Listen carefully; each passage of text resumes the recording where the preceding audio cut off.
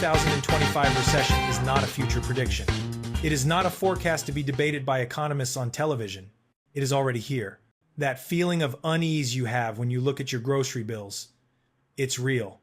That sense of anxiety you feel when you check your 401k or your retirement savings, that is a rational response to the data. For the past 2 years, the mainstream narrative has been dominated by talk of a soft landing. They told you the consumer was resilient. They told you inflation was transitory. They told you the economy was strong.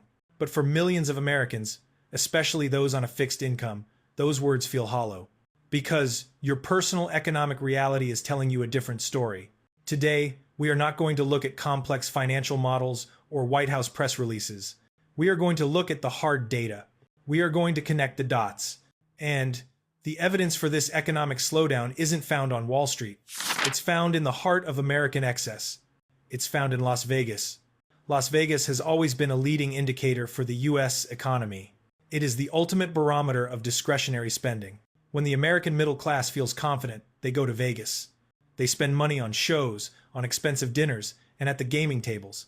When they feel uncertain, Las Vegas is the first thing they cut from the budget. And right now, Las Vegas is flashing a bright red warning sign. The city is still bright, but the crowds are thinning. The electric pulse of the Strip is fading. But this isn't just about fewer tourists. This is a story about the collapse of the middle-class tourist. The backbone of Vegas for decades is disappearing, and the financial reports from the city's icons are the receipts. Let's start with Wynn Resorts, the definition of high-end luxury. As of 2025, Wynn Resorts is struggling under a staggering $10.5 billion debt load. That is not a typo. $10.5 billion. This massive debt requires a constant, massive flow of cash from tourists. But that flow is drying up. The original analysis of this situation showed Wynn's net income dropping 40%. That was a warning shot. What has happened since is a full-blown crisis. Now, look at their rival, MGM Resorts. MGM is a sprawling empire. It's not just Vegas. It's regional casinos. It's global. It should be diversified enough to weather a small storm. But the storm hitting the U.S. consumer isn't small. In 2024, MGM posted a healthy year-to-date profit of $589 million. In 2025, that entire profit was erased. According to reports from iGaming Expert, in October 2025, MGM's year-to-date performance has swung to a net loss of $87 million. From a $589 million profit to an $87 million loss. This is not a slowdown. This is not pressure. This is a collapse. It is the complete evaporation of discretionary spending. The middle-class consumer, who used to book a weekend at the Aria or Bellagio, is gone. They've been priced out by $9 coffees and $500 a night rooms. They've been crushed by 2 years of persistent inflation. The corporations that rely on them are now paying the price. The lights are on in Vegas, but the foundation is cracking. This isn't just a Vegas problem. It is evidence A. It is the canary in the coal mine singing a desperate song. And it proves that the economic contraction has already begun. But Vegas is just the first domino. The next domino is the chilling silence now appearing in the monthly payment data of average Americans. For 2 years, we have been told one thing over and over: the American consumer is resilient. That has been the central myth propping up the entire soft landing narrative. This resilience was supposedly fueled by pandemic-era savings. But those savings are gone. They were spent long ago, eaten alive by inflation. So, how is the consumer staying resilient? The truth is, they aren't. They are surviving. And they are surviving on debt. We are witnessing a financial illusion. The myth is resilience. The truth is debt. According to data from the Federal Reserve and reports from Payments Journal, total U.S. credit card debt has exploded. It has surpassed a staggering $1.21 trillion. Let me repeat that. 1.21 trillion. This isn't just high, it's a record. It's a mountain of high-interest debt that Americans are using to buy essential items. They're using it to pay for groceries, for gas, for utility bills. This is not the spending of a healthy economy. This is the desperate spending of a population that has run out of cash. And now, the bill is coming due. For those on a fixed income, for our 55-plus audience, you already know how this story ends. When you put essentials on a credit card at 22% APR, you are not getting ahead. You are falling into a trap. And the data shows the trap is springing shut. Look at the delinquency rates. This is the number that should keep bankers awake at night. According to PYMNTS, in the first quarter of 2025, the serious delinquency rate for credit cards, meaning payments 90 days or more past due, shot up to 12.3%. 12.3%. That is a shocking number. But here is the context. Here is why that number matters more than any other. That is the highest level of credit card delinquency since the first quarter of 2011. Think about that. We are now seeing more Americans unable to pay their credit card bills than at any point in the last 14 years. We have surpassed the default levels seen in the immediate aftermath of the 2008 financial crisis. This is not a sign of resilience. This is the sound of a consumer base that is financially broken. This is the first domino falling, right in the heart of the American household, the auto loan signal. And the crisis doesn't stop with credit cards. If you can't afford your Visa bill, you also can't afford your car payment. For decades, a car payment was the one bill Americans would pay, no matter what. You need your car to get to work. You need it to live. A rising auto loan default rate is a sign of extreme financial distress, and that is exactly what is happening. Data from the New York Fed shows that serious auto loan delinquencies, 90-plus days, are rising at an alarming rate. They have climbed to 2.88%. Again, this is not a record, but it is a clear trend heading in the wrong direction. It shows that a growing number of Americans are making the impossible choice. They are losing the ability to pay for the very vehicles they need to earn a living. This confirms the story the credit card data is telling us. The average American is tapped out. There is no more excess savings. There is no more resilience. There is only a mountain of debt that is now becoming impossible to service. The student loan catastrophe. But if credit cards are a crisis and auto loans are a warning, then student loans are a full-blown catastrophe. This is the domino that the government tried to hold up for 3 years. During the pandemic, payments on federal student loans were paused. This injected billions of dollars of phantom liquidity into the economy. People weren't making more money, they just owed less money each month. That pause ended. And in late 2024, the payments resumed. The financial world held its breath, waiting to see what would happen. Now we know. The result is the single most terrifying data point in this entire presentation. According to PYMNTS, in the fourth quarter of 2024, the serious delinquency rate on student loans was just 0.53%. That's half of 1%. It was artificially low because the payment pause had just ended. Then, in the first quarter of 2025, just 3 months later, that number exploded.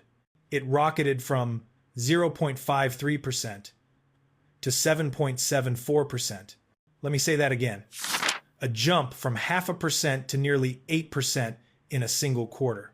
This is an avalanche. This is a financial event of historic proportions. Millions of Americans, already crushed by inflation, were suddenly hit with hundreds of dollars in non-negotiable monthly payments. And they broke. They were pushed off the financial cliff all at the same time. This isn't a crack in the foundation. This is the foundation giving way. When you combine the credit card crisis, the auto loan defaults, and the student loan catastrophe, the picture is undeniable. The American consumer, the engine of 70% of the U.S. economy, is broken. So, this leads to a critical question. If the consumer is broken, why are the headline numbers for retail sales still going up? Why do the official reports from the U.S. Census Bureau keep telling us that spending is strong? This is the illusion. This is the myth we must now dismantle. The retail illusion. This is one of the most confusing parts of the current economic story. You feel poorer. Your neighbors are struggling. You see going out of business signs everywhere. And yet, you turn on the news and hear that retail sales are up. The U.S. Census Bureau, data from August 2025, for example, showed that total retail sales were up 5% from the previous year. How is this possible? There are two answers, and both of them are bad news. The first answer is inflation. That 5% number is a lie. Not an intentional lie, but a statistical one. It's not adjusted for inflation. If you have 4% inflation and your sales go up by 5%, your real growth is only 1%. You are not selling 5% more stuff. You are just charging 5% more for the same amount of stuff. Or, in many cases, you are charging 10% more for less stuff. This is the shadow inflation that everyone feels, but no one officially measures. So, the first reason sales are up is simply because prices are higher. But the second reason is the most important, and it confirms our entire thesis. The truth is hidden in how people are spending. A 2025 report on U.S. retail trends from Mintel laid this out perfectly. Yes, people are still spending, but they are in a state of economic caution. The report confirms that consumers are prioritizing essentials and cutting back on discretionary categories. This is the insight. People are not buying new televisions. They are not booking vacations to Vegas. They are spending their money on eggs, milk, and bread, and they are aggressively trading down. This is the key behavioral shift. They are no longer shopping at Target. They are shopping at Walmart. They are no longer shopping at Walmart. They are shopping at the dollar store. They are abandoning brand names like Tide or Heinz and switching to the generic store brand. This is a seismic shift in consumer behavior. It is a defensive posture. It is the action of a population that is preparing for a long, cold winter. So, when you see a headline that retail sales are up, you must remember this truth. It is an illusion. The total number is rising because of inflation and essentials. The health of the consumer, reflected in discretionary spending, is collapsing. And that is exactly what the data from Las Vegas told us. The retail illusion is the final confirmation of the consumer's collapse. But the story doesn't end there. If the consumer is not buying discretionary goods, what happens to the factories that make those goods? What happens to the ships, the trains, and the trucks that move those goods? The final domino, the one that is impossible to fake, is the physical economy. The real economy halts. You can play games with statistics. You can manipulate inflation data. You can spin retail sales numbers. But you cannot fake this. You cannot fake a 40,000-pound truck full of goods driving down the highway. You either move the goods or you don't. And right now, America is not moving its goods. The physical economy is grinding to a halt. For this, we look at one of the most reliable, non-debatable, and boring but critical data sets that exists, the Cass Freight Index. This index is not a sentiment poll. It is not a forecast.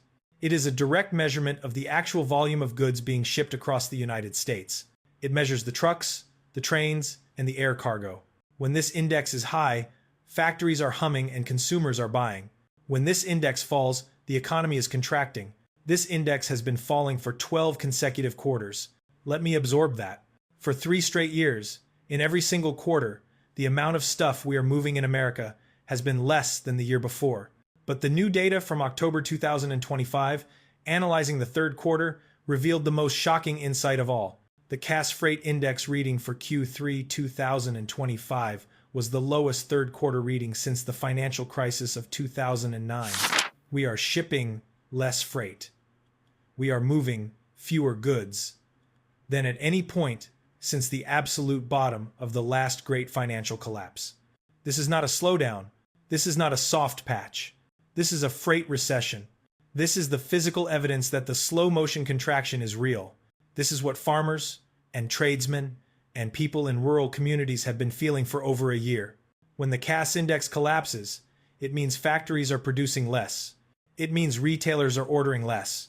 It means the entire supply chain, from the Port of Los Angeles to the Walmart in your town, is shrinking. It is the undeniable physical proof, the thesis, and the flywheel. So, let's connect the dots. We have 3 sets of evidence. Evidence A, the canary. Las Vegas is collapsing. The ultimate symbol of discretionary spending is flashing red, with icons like MGM swinging from a $589 million profit to an $87 million loss. This is the collapse of the middle-class consumer. Evidence B, the consumer. The myth of the resilient consumer is dead. It has been replaced by the reality of the indebted consumer. Total credit card debt has surpassed $1.2 trillion, and the delinquency rate has hit 12.3%, the highest level since the 2008 crisis. Auto loans are defaulting, and student loan defaults have exploded by 1,300%, from 0.53 to 7.74 in a single quarter. The consumer is broken. Evidence C, the physical economy. The retail illusion is hiding the fact that people are only buying essentials. And the Cass Freight Index proves the physical economy has stopped moving. It is posting its worst numbers since the 2009 financial crisis. These are not 3 separate problems. This is a domino effect. The slow motion contraction is no longer a theory. The 2025 recession is not a risk. It is a reality. The data confirms that this economic contraction is already happening, right now. The question is no longer if a recession is coming. The question is, how deep will this contraction be? And what does it mean for your savings, your 401k, and your family's future? We've discussed the warning signs from luxury spending, consumer debt, and the freight industry. Which of these indicators are you seeing the most clearly in your own community? And what are the local stories that the data might be missing? Let us know in the comments below. Now that we've seen how the consumer collapse and freight crisis are confirming the slowdown, you need to understand the next domino that bankers are terrified of, the corporate debt bubble. Click the video on your screen now to learn about the $10.5 trillion time bomb that could make this slowdown look small.